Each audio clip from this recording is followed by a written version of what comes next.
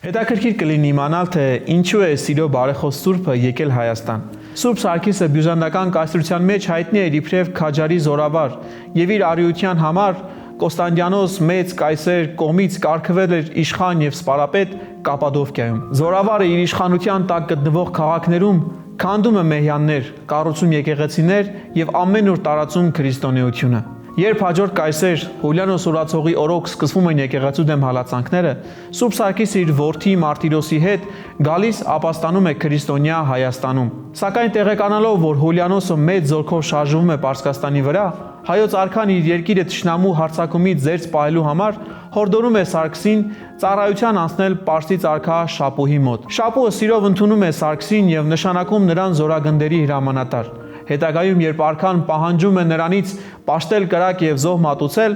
զորավարն անմիջապես մերժում է, ասելով. «Երկրպագելի է մեկ Աստված, ամենասուրբ երրորդությունը, ով ստեղծել է երկինքն ու երկիրը»։ Նա կործանում է բագինը, որից հետո ամբողը հարձակվում է Սուրբ Սարգսի եւ նրա որդի Մարտիրոսի վրա։ Նրանց հետ նահատակվում են նաեւ 14 զինվորներ։ Սուրբ Մեսրոպ Մաշտոցը զորավարի մասունքները բերում եւ ամփոփում է Աշտարակի շրջանի Ուշի գյուղում եւ այնտեղ եկեղեցի է կառուցում։ Գարեգին II ամենայն հայոց հայրապետի տնօրենությամբ Սուրբ Սարգիս զորավարի տոնը հռչակվել է երիտասարդների օրհնության օր։